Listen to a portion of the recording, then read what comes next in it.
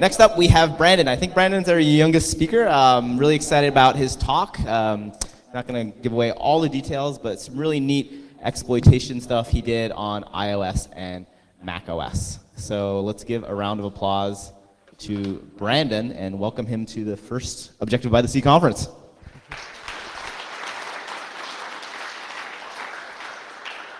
right. Thank you. Yeah, super excited to be here. Thank you for sticking around to the very end.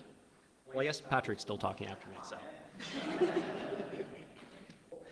so sorry about that. Hey, everyone. My name is Brandon, and I'm going to be talking about how you can elevate privileges on macOS by crashing maliciously. Really, this work was originally based on an exploit that I did on iOS, so I'm kind of going to be mixing the two a little bit. Sorry about that. I know it's a macOS conference, but... Okay, so first a little bit about me. I was, until very recently, an independent security researcher, but about 3 weeks ago I actually joined Project Zero, which is Google's applied cybersecurity research team. So it's kind of a bit weird since this talk is research that I did before joining Project Zero. So just to be clear, this is all like independent stuff. My opinions here do not represent Google. So yeah.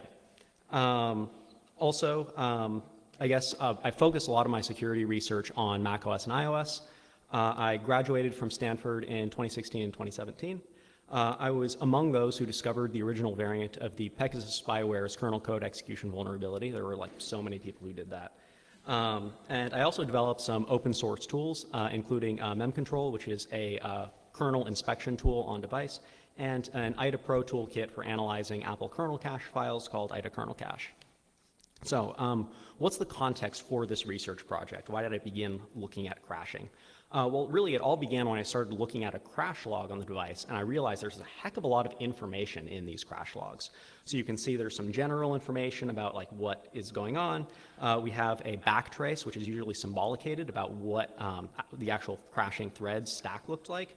We have the register state, so the values of all the registers, and even a listing of all the binaries that have been loaded into your process address space. And this log is actually generated on the device. So there's a lot of processing that's going on to generate this crash log. And that really got me thinking, you know, if there's a lot of processing going on here, I wonder if that makes a viable attack surface. So can you like take advantage of this processing to elevate privileges or something? More formally, what is this research project? We're going to be focusing on crash reporting on macOS and iOS. And specifically, we're going to be targeting macOS 10.13.5 and iOS 11.2.6. And our goal is going to actually be pretty simple.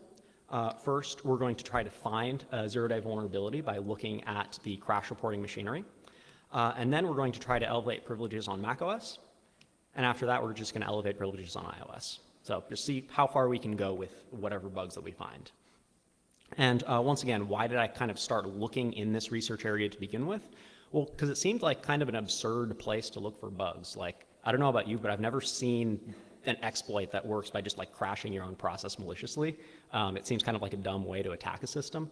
So I figured that Apple probably hasn't given crash reporting the security auditing it really deserved. Okay, so before we can actually go into the bug, let's talk a little bit about inter-process communication, which is really fundamental to understanding what's going on here. So IPC on macOS and iOS is based on mock ports. Mock ports are reference-counted message queues that are maintained by the kernel. Arbitrarily, many processes can send messages to these queues, but only one process at a time can receive messages out of the queue. And in user space, a mock port is referenced by a mock port name, which is just a fancy name for an integer, which is like a file descriptor. So in the same way that a file descriptor in user space is a number, which represents a file, a mock port name is just an integer, which represents an in-kernel mock port queue. Now, there's also some terminology related to mock ports. The ability to send messages to a mock port is called a send write, while the ability to receive messages out of a mock port is called a receive write. All right, so now let's talk about these messages. A mock message is structured data that gets sent to a mock port. It's queued in the kernel until the owner of the mock port actually listens for the message. And a mock message can actually contain arbitrary data as well as send and receive rights to mock ports. What this means is that you can actually send a send right to a mock port to another process by embedding the send right in a mock message that gets delivered to that other process. So basically, these send and receive rights can be transmitted around to other processes over the very IPC mechanism which they're defining, which is pretty cool. Okay, so now let's talk about some special varieties of mock ports called task and thread ports. Now, these are special mock ports, which means that the receive right is actually owned by the kernel. So any messages that you send to these mock ports don't get received by other processes. They're just processed by the kernel itself. Now, a task port is a special port that can be used to control the corresponding task object. And a task is basically just the mock name for a process.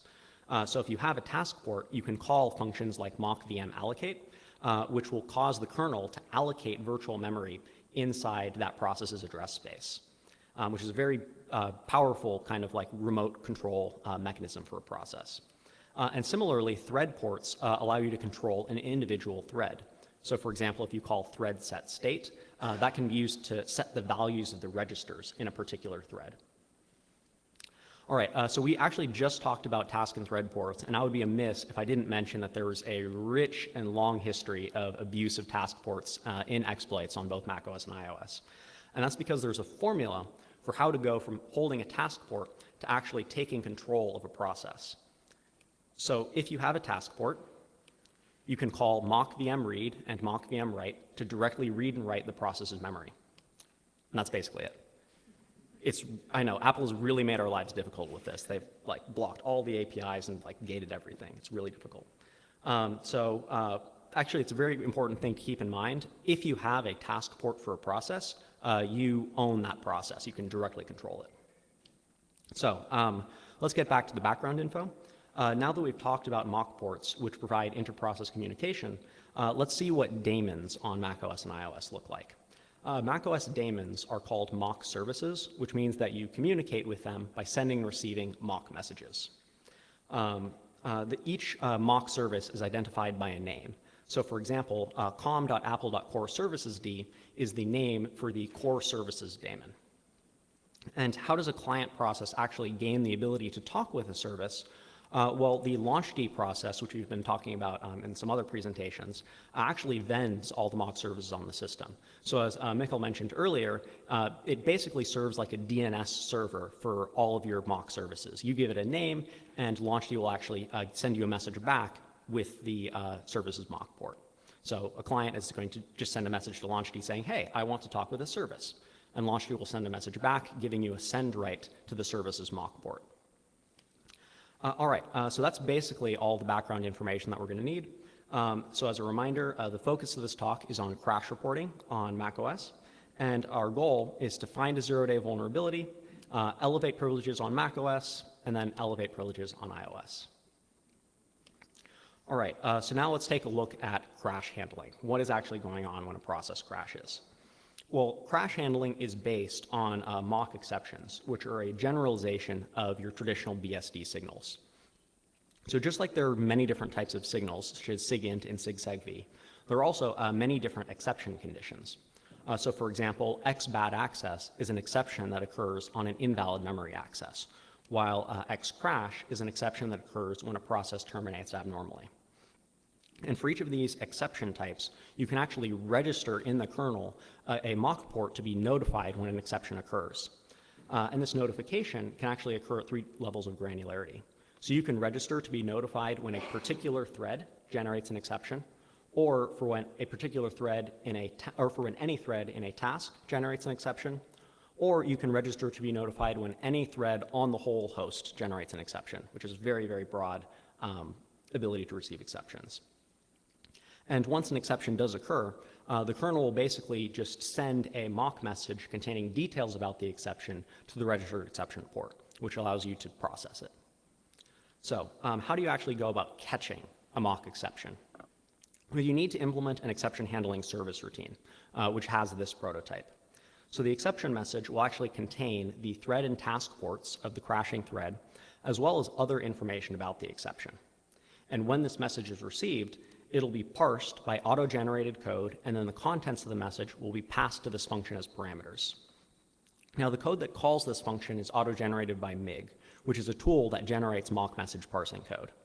And the details of MIG aren't that important, but what is important is that because this function is called by MIG, there are very important semantics around the return value. So if this exception handling function returns success, then that indicates to the MIG code that the exception was handled and that it'll tell the kernel to resume the crashing process. However, if this function returns failure, then the MIG code that called this function will deallocate the thread and task port sent in the message and then tell the kernel to try the next exception handler. So these semantics around the deallocation of mock ports on returning failure are absolutely critical.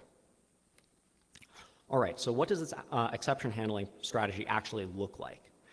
So here's a hypothetical example where our process, which is blanket in blue, has a registered exception port for X bad access. And that port is owned by this crash handler process in red. So when blanket accesses an invalid memory address, the kernel will check its exception table and see that there is indeed a registered exception port for X bad access. The kernel will then enqueue a mock message containing details about the exception on the port, and when the crash handler process listens on the port for new messages, it's going to receive a copy of that message in user space. And at this point, the crash handler process can use the task and thread ports in the message to inspect or even to fix up the crashing process. So, who is this crash handling process on iOS? It's a binary called report crash, and this one binary is actually responsible for running two separate mock services, each in its own process. The first and most important is a service called com.apple.reportcrash.root, which, for the sake of brevity, I'm just going to call report crash. Now, this service port is the host-level exception handler for Xcrash exceptions. What this means is that this port is going to receive an exception message whenever any application on the device terminates abnormally. And then the exception will be delivered to the report crash port, and report crash will inspect the process and generate a crash log. The other service is com.apple.reportcrash.root.self, which I'm going to call SafetyNet because that's its name on iOS. And it kind of makes more sense as a name for reasons that you'll see. So SafetyNet is the task-level exception handler for when the first service crashes. And the whole reason that SafetyNet exists is so that it avoids report crash having to handle its own exception messages. So when report crash crashes, it actually has a safety net so that it doesn't have to infinite loop handling its own exceptions. So what makes report crash worthy of investigation? Why is this an interesting target to look for vulnerabilities in? Well, if you actually start an instance of report crash, you'll see that it has root privileges, and also it's completely unsandboxed, which makes it a very appealing target, because if we can get code execution inside of report crash, we now have a large amount of privilege. So let's talk about the vulnerability. I basically just opened up report crash in IDA Pro and decompiled it to look at the exception handling service routine. So remember, this is the function that gets called whenever an application on the device crashes. And here's the code. So this function gets called by auto-generated MIG code, and the thread and task port parameters here are parsed directly from the exception message. Report crash first is going to set the return value to current failure, and then if the message was not sent by the kernel, the ports sent in the message are going to be deallocated, and then failure is returned. So now this is a problem because this function is called by MIG code with very important semantics on the return value. Remember, if the return code is failure, then the MIG code that called this function is also going to deallocate those mock ports. And this is really problematic because mock ports are reference counted, which means that we effectively have decreased the reference count on those mock ports to one less than report crash expects. And this can effectively lead to a type of situation almost similar to use after free, except it's a mock port use after free rather than a memory corruption use after free. So what does this process of mock port use after free look like? This is basically an attack called mock service impersonation, where we're going to trick substitute one mock port with another, and then do this all without report crash knowing. So to start with, a report crash is going to be talking with some privileged system service, which is in yellow. So report crash has a send right to the privileged service. And we're going to try to use this vulnerability to trick report crash into talking with us instead. So first, we're going to generate a malicious exception message where the thread and task ports in this message are not real thread and task ports, but instead are send rights to the mock service report crash is talking to. So this is a malicious exception message because this would never be generated normally. But the kernel is never going to stick, regular mock send rights in an exception message where the thread and task ports are supposed to be. But because we can actually talk to report crash ourselves, we can craft this message, we can send it to report crash directly, and then report crash is going to receive the message and it's going to process it with the code that we looked at earlier. And now because the message was not sent by the kernel, this means that the vulnerability is going to be triggered, so report crash is going to deallocate the thread and task ports again. And remember, this is a malicious exception message, so those ports aren't real thread and task ports. And it's going to drop the reference count of those ports to 0, and then the port is going to be deallocated. And this is going to inadvertently free report crash's send right to the service. So report crash thinks that this port still refers to the service it was just talking to, but we've used the vulnerability to drop the reference count to 0, and the port has been freed, all without report crash realizing it. So now what we're going to try to do is we're going to try to get that port name reused with a send right to a port for which we hold the corresponding receive right. So we're going to generate a new mock message containing a whole bunch of mock ports that we own, and we're going to send that message over to report crash. When report crash receives the message, those ports are going to enter report crash's IPC namespace, and we're going to hopefully have one of them reuse the name that originally referred to the service. And at this point, report crash doesn't really know that the service port was changed. Any messages that report crash sends that are intended for the service are instead going to be delivered to us, allowing us to man in the middle report crash's connection with the service.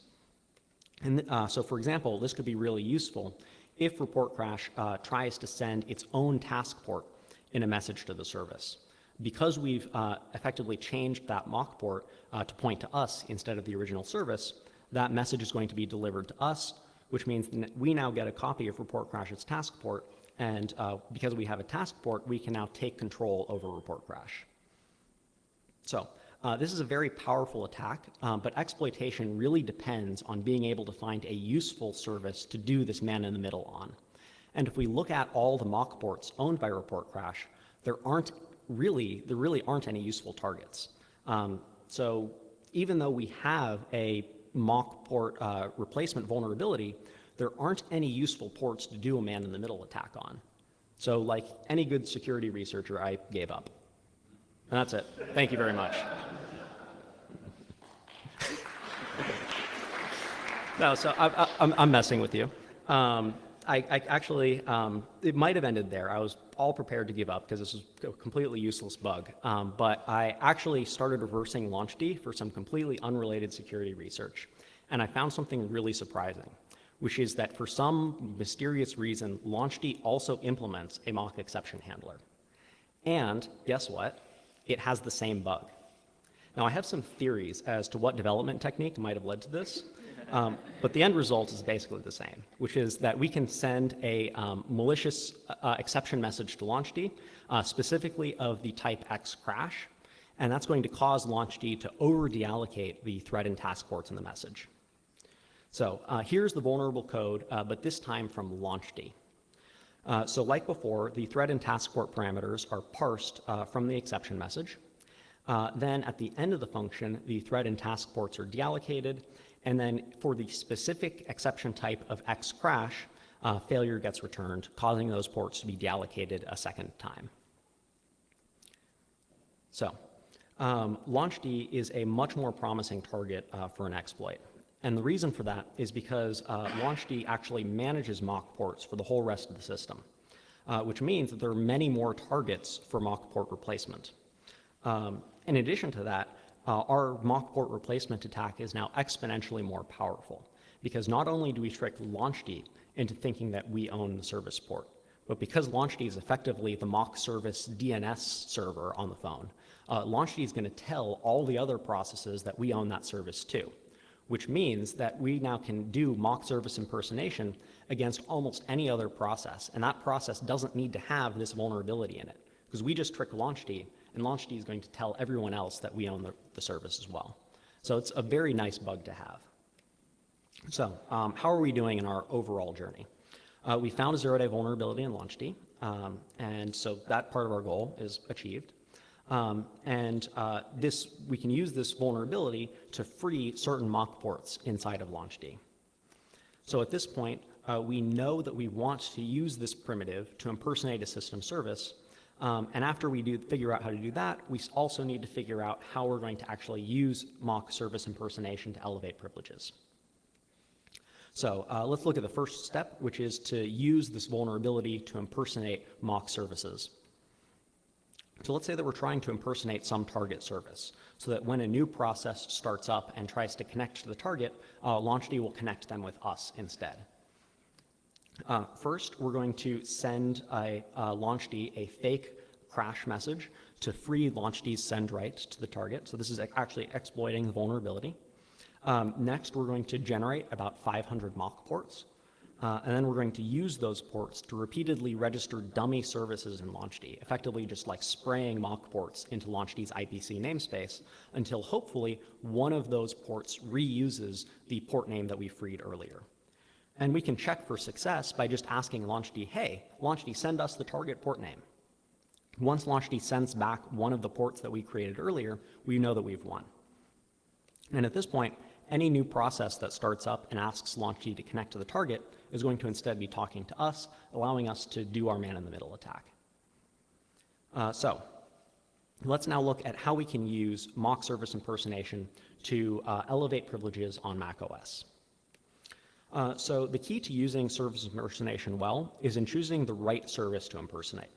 So if we're going to elevate privileges, we might as well aim as high as we possibly can, which is to get code execution in an unsandboxed root process with the task for PID allow entitlement. Task for PID allow, if you're not familiar, basically allows you to call the task for PID system call. And because a task port means you can control a process, if I can call task for PID, I can get the task port to any process on the system, so I can take control over any process on the system. So if I need any entitlement, just inject code into a process with that entitlement, and you're done. So if you have task for PID allow, you own every user space process. So this is the best that we can hope to achieve, so let's try to see if we can actually do that. The easiest approach we can actually take is the strategy initially suggested by Ian Beer of Project Zero, which he demonstrated in his mock portal exploit, which is to find a service to which a privileged client sends its task port. Then use the vulnerability to impersonate that service, and then trigger the client to start and man in the middle its requests. Then the client is going to think that it's talking with the original service, and so the client is going to send us its task port, which then allows us to take control of the client. And then we now inherit the client's privileges. So, sounds great, but if we actually do this and look in the services that exist on macOS that we can actually impersonate, there are basically only two that look very promising. Fortunately, they're actually great candidates, and Core Services D is actually perfect for our needs. Because clients will actually send their task port to Core Services D, and there are a lot of really privileged clients. So we can just basically impersonate the service com.apple.coreservices.coreservicesd, which was actually the same service that was used in Ian Beer's original macOS exploit code, and it basically just works right out of the box. So Core Services D again holds the task ports of all of its clients, and we can actually see a listing of all the task ports that it holds if you use the lsmp command. So we want to find the client of Core Services D that has the most privileges, and there are actually two of them right here. I don't know if you can actually see it on the screen, but there's spindump and sysdiagnose, which I've highlighted in red. These are actually task for PID allow entitled. So all we have to do is impersonate Core Services D and start up one of these two processes, and then we'll get sysdiagnose's or spindump's task port, and then we just execute code inside a task for PID allow process. So that's basically how the exploit works. So first we use the launchd vulnerability to impersonate core services D. Then we trigger sysdiagnose to start. The reason I chose sysdiagnose is basically just because it's easier to communicate with. Sysdiagnose is going to want to talk with core services D, so we just man in the middle sysdiagnose's connection because we've now impersonated core services D. And then we get sysdiagnose's task port, and then using that task port, execute arbitrary code with unsandboxed root task for PID privileges. Graphically, it looks something like this. So we have launch D is in the center with core services D in the blue-green color on the right. We have blanket is on the bottom and left. Blanket is our attacking process. So, the arrow represents launch D having a send write to core services D.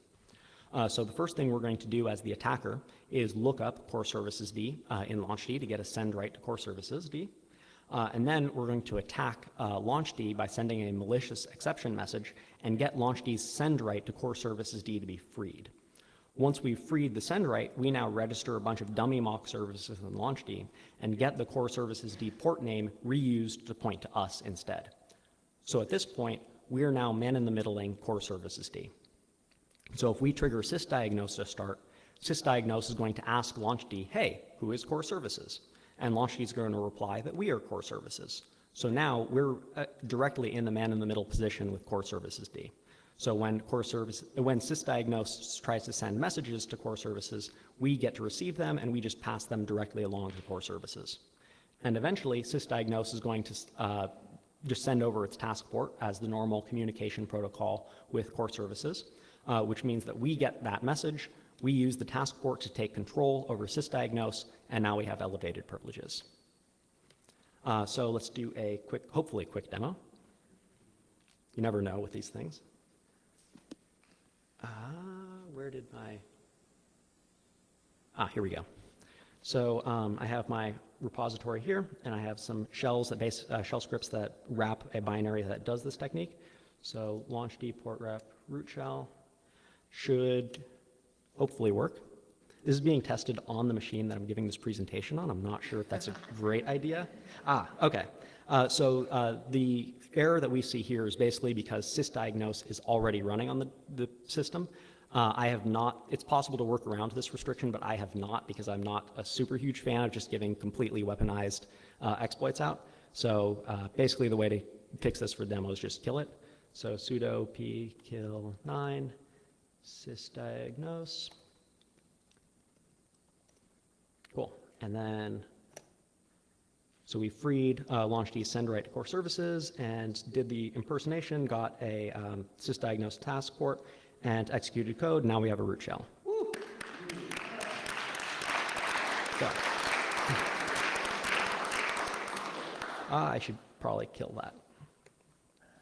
Not a great idea to have that open. All right.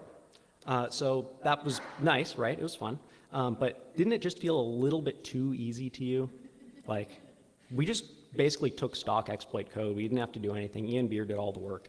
So why don't we try to do something like a little bit harder? And the thing that might be a little bit harder is doing this whole thing again on iOS. And the reason that iOS is a lot harder is twofold. First, there's a lot more mitigations on iOS, so there's a lot more security features that we're going to need to bypass.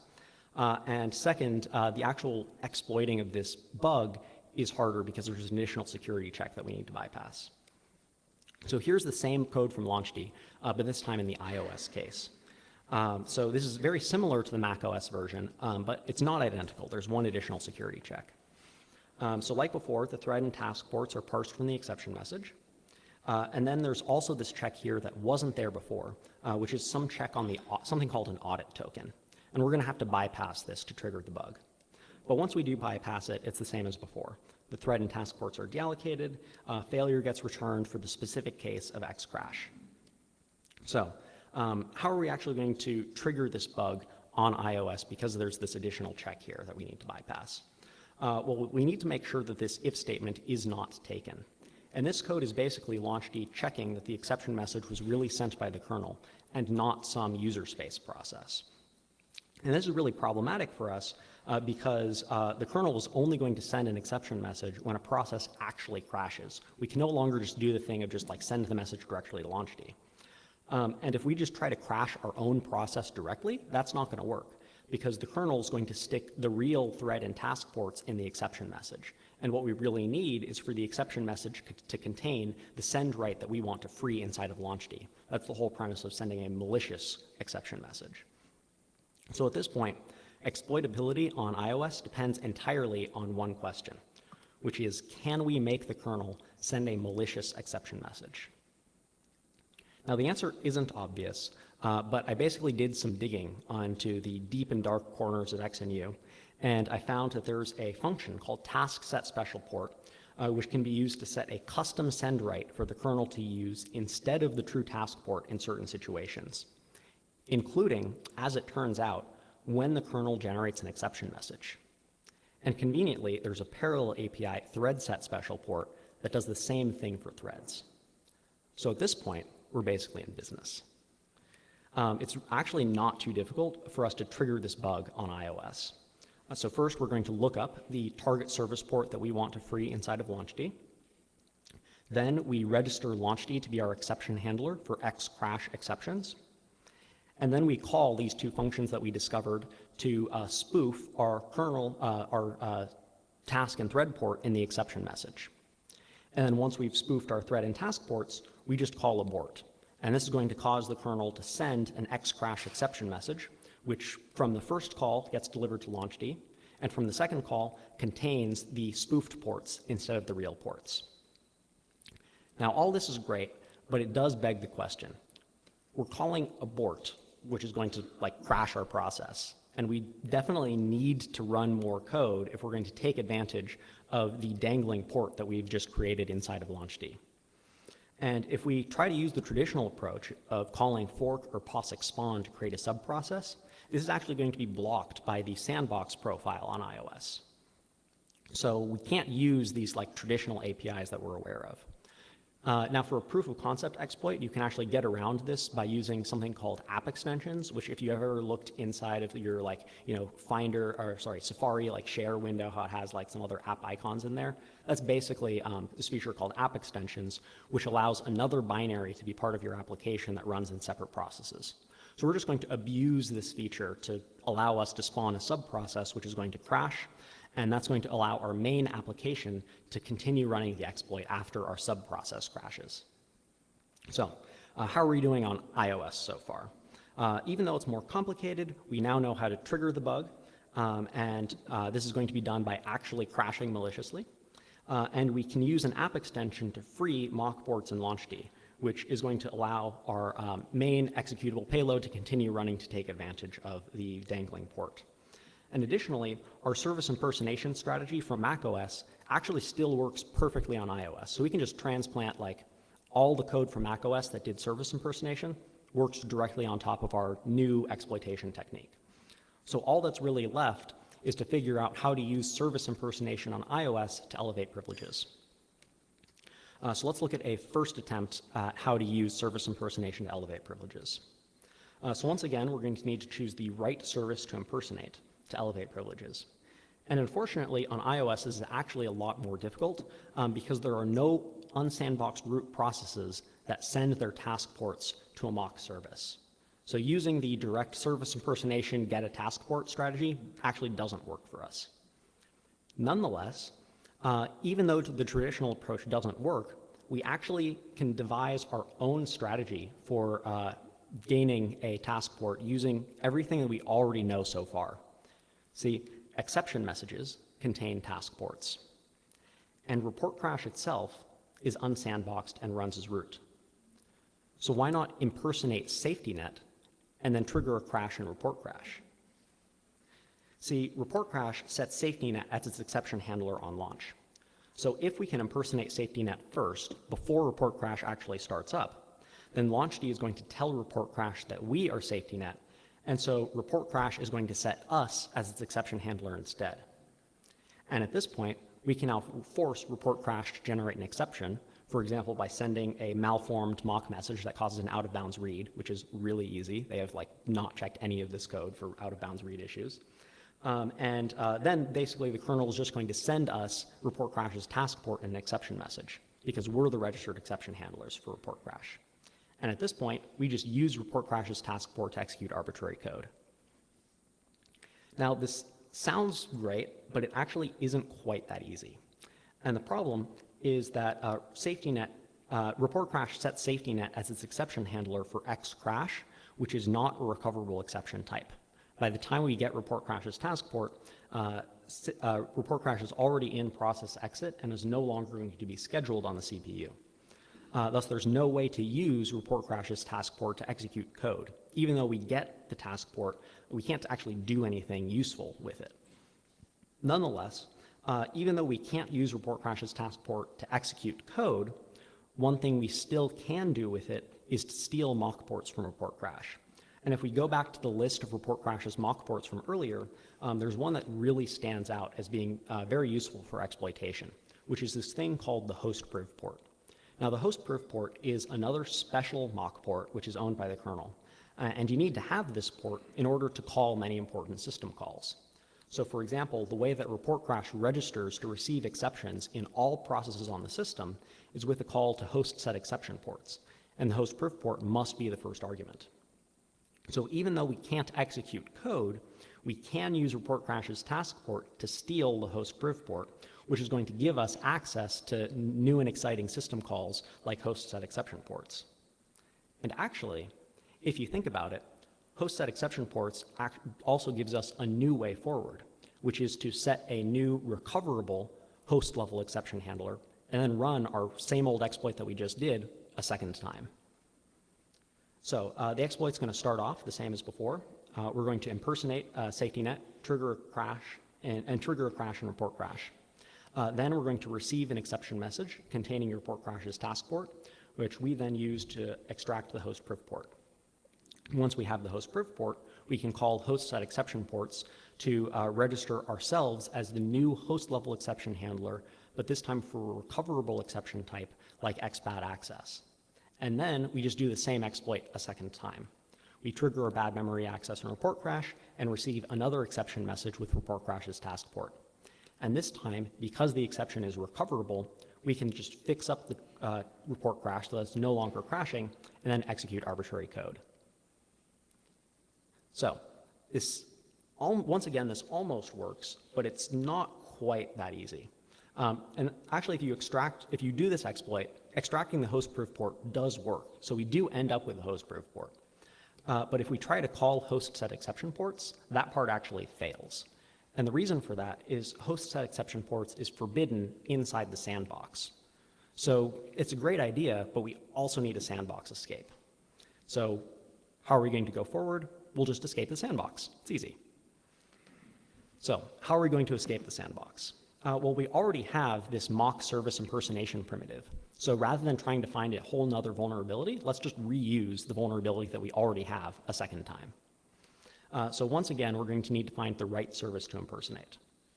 And this time we can actually use the mock portal strategy, which is to impersonate a service to which an unsandboxed client sends its task port. Now, this didn't work for us last time because we needed to target an unsandboxed root client, and those don't exist. However, just unsandboxed clients do exist, because this time we don't need the client to be root, we just need it to be unsandboxed, because we just need the sandbox escape part. So basically, I used a very nice technique of just impersonating every single mock service on the phone, and eventually found through this brute force search that the Druid daemon, which is responsible for handling like drag and drop, like when you drag things on your iPhone screen, actually sends its task port to a service called com.apple.ca render server. And the Druid process is actually unsandboxed. So we do have a complete sandbox escape, which is to impersonate CA render server and then just trigger Druid to start. And when Druid starts up, it's going to send its task port to CA render server, which we're impersonating. So we get Druid's task port, which means we now have arbitrary code execution inside of Druid, which is unsandboxed. Unfortunately, Once again, it's not actually that easy. And the reason is that Apple has added mitigation. So if you actually look through the source code of XNU, you'll find there's a new mitigation in a function called task conversion eval with a comment that says on embedded platforms, only a platform binary can resolve the task port of another platform binary. What this means concretely is that on iOS, we can't use the task port of an Apple-signed process to modify it unless our own process is also directly signed by Apple. And clearly, Apple's never going to directly sign our exploit code. So even though we have Druid's task port, we can't actually use that task port to modify Druid. So if we go back to the diagram that I poked fun of earlier, Apple's effectively blocked us at this step. So we can't use the task port that we've obtained to call mockvm read or mockvm write, so we can't modify Druid's memory. Now, this seems like a really robust mitigation, but I was way too far down the rabbit hole at this point to give up here. So I started looking for a way to bypass it. And it turns out there's actually a pretty big loophole, which is this function task threads. So task threads returns a list of threads in a particular task. But its semantics are really, really important. See, task threads takes an inspection right to a task. And inspection rights are not subject to the task conversion eval mitigation. Meanwhile, task threads returns a list of control rights for a task's threads. And control rights are also not restricted by the mitigation. There's no restriction on a non-platform binary controlling the threads of a platform binary, just its task port. So while it's nominally true that we can't modify Druid directly using its task port, we can call task threads to get a thread port and then control that thread's register values directly. So if we go back to our diagram from earlier, all we have to do is to ignore the mitigated path altogether and instead call task threads, which is not protected. And this is going to give us a thread port for one of Druid's threads. And once we have a thread port, we can call thread set state, which is again not protected. And then we have PC control. So we, at this point, now do have a complete sandbox escape. So first, we're going to use the launchd vulnerability to impersonate CI render server. Then we trigger the Druid daemon to start. Druid will send us its task port in a mock message intended for CI render server. And finally, we use Druid's task port along with the task threads loophole to execute arbitrary code outside the sandbox. And so finally, it's time for the complete iOS exploit. So first, we're going to impersonate SafetyNet, crash report crash, and get the host priv port. Next, we impersonate CA render server, force Druid to start, and get Druid's task port. Then we combine the host priv port with unsandboxed code execution inside of Druid to register ourselves as the new host level exception handler for X bad access. Then we trigger a bad memory access inside of report crash, causing us to receive report crash's task port a second time. And then finally, we can now use this task port to execute arbitrary code. So graphically, I think it's a lot clearer. Here are all the processes involved, a little more complicated than the macOS case. Blanket is our attacking process on the bottom, that's in blue. Launchd is in the center. All the arrows, once again, represent having mock send rights to the destination. Report crash is on the left with SafetyNet as this registered exception handler. And Druid is on the right talking with CI render server. So first, we're going to start our Crasher app extension, which is going to register launchd as its exception handler for X crash, and then it's going to crash maliciously, and this is going to cause launchd's send right to SafetyNet to be freed. We now register a bunch of dummy mock services with launchd until one of the service ports reuses the SafetyNet port name, at which point launchd now thinks that we are SafetyNet. Now we send a message to report crash, which causes it to crash. And when report crash starts up again, it's going to ask launchd, hey, who is SafetyNet? And launchd is going to reply that we are SafetyNet. So report crash is going to register us as this exception handler. We now send another message to report crash, causing it to crash. And this time, we are the registered exception handler. And so we get the exception message. And that allows us to use report crash's task port to extract the host priv port. And we're just going to save the host priv port for later. Now we're going to repeat the same attack against CA render server and Druid. We start up our Crasher app extension again, which registers LaunchD as the exception handler and then crashes maliciously, causing LaunchD to free its send right to CA render server.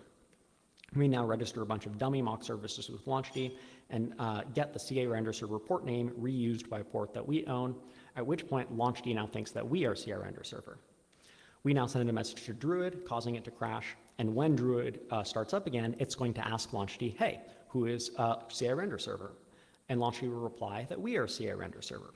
So Druid will start talking to us and will send us its task port. We now take the task port and use the task threads loophole from earlier to get arbitrary code execution inside of Druid.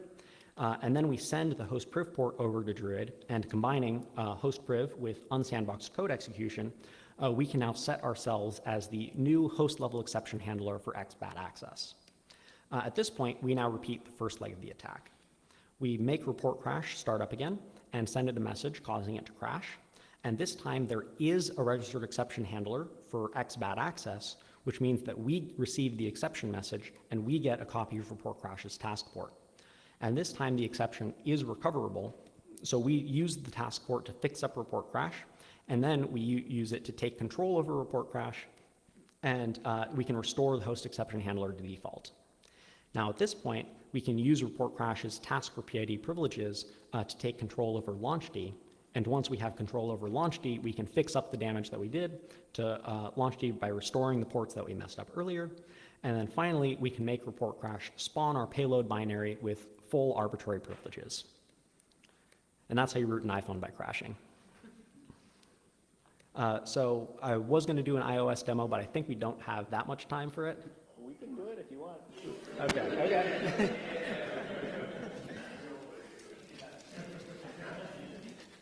It's not actually that exciting. You just get a shell. I mean, like, everyone's seen a shell. How about this? I'm going to do the setup now, and then we can do it at the very end, so we can get the more important content first. So what are the takeaways from this whole research project? First, I want to go over what we've actually achieved. And since this is a macOS conference, I'm going to focus on the macOS side of it. So we've used a vulnerability in LaunchD to take control of the sysdiagnose process, which has the task for PID allow entitlement. And as we've seen, we can now use this entitlement to take control over any process on the system. Now this is a complete SIP bypass because you have SIP entitled processes on the system, which means you can inject into them and then, where is SIP now? So you can inject into processes like TextD, which means that you also have arbitrary code execution in the kernel, which is kind of fun. We basically managed to hop directly from an unprivileged user all the way to the kernel with one bug in a user space process. No need to bypass kernel ASLR or anything like that. So it's pretty fun. Also, the reason that I started looking at crash reporting to begin with was because it was an unconventional attack surface. Traditional attack surfaces that have been used in past exploits have been significantly hardened, which makes unconventional attack surfaces much more attractive to exploit developers. And many areas of the operating system really haven't received the security auditing that they deserve, given the huge level of privilege that they will grant you if you can successfully exploit them. So before I wrap up, there's actually one more thing that I want to talk about. A few years ago, some random guy on the internet named Patrick tweeted that he was rather fond of a particular entitlement, this thing called com.apple.rootlist.install.heritable. Now, I haven't really seen anyone else extolling the virtues of this entitlement, so I figured I'd give you a quick demo of how nifty this thing can be. So just like the non-heritable version, the rootlist.install.heritable entitlement allows a process to modify SIP-protected files. However, this entitlement is inherited by any child processes that start up. And so this gave me an idea, which is why not use task for PID to spawn a bash shell from inside a process with this entitlement. Bash will inherit the rootless entitlement, and so will all the processes that run inside this shell. And then we effectively get a rootless, I guess it's more of like a rootful shell because you unrootless root, anyway. You basically get a shell where all of your SIP file system protections are now disabled because all the processes running inside this context have this rootlist.install.heritable entitlement. And you do all of this without any kernel modification whatsoever, which is like kind of nice. So let's do a demo of this one. Here I am. So same thing as before. We're going to launchd port rep rootless. So actually, before I do that, let's do csr util status to show that SIP is enabled. Sudo su. So if we try to like touch system exploit, we can't do it, as you'd expect. Then launchd port rep rootless.shell. So we exploit the vulnerability, and we get a root shell, hopefully. Come on. Sometimes it takes a while. There we go, okay. So now we have a root shell, and you can see csr util status again. We still have SIP enabled, but now there's no problem at all touching system exploit. Yeah, what rootless?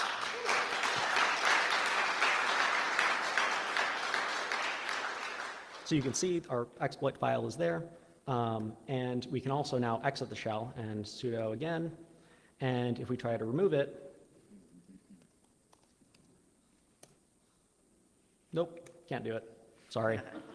So basically we have a bash shell running with this entitlement. All the subprocesses now have this rootless entitlement as well, so it's basically like, you know, classic Mac with no rootless at all in your shell, which is kind of nice.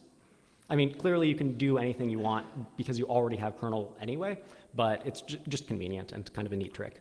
So yeah, let me get back. Where's my mouse? There we are. Yeah, and that's it. So thank you very much. You can find the exploit code.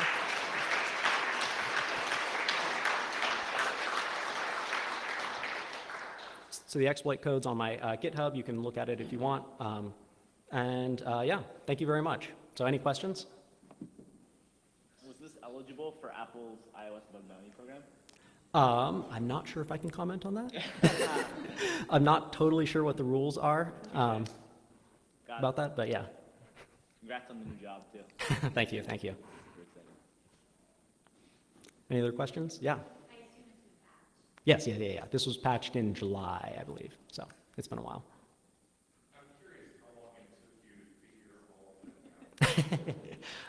The actual process was intermingled. So the question was, how long did it take to actually figure all of this out? The process was intermingled with a bunch of other security research, so it's not an easy answer because it's hard to kind of extract when I was working on this versus other stuff.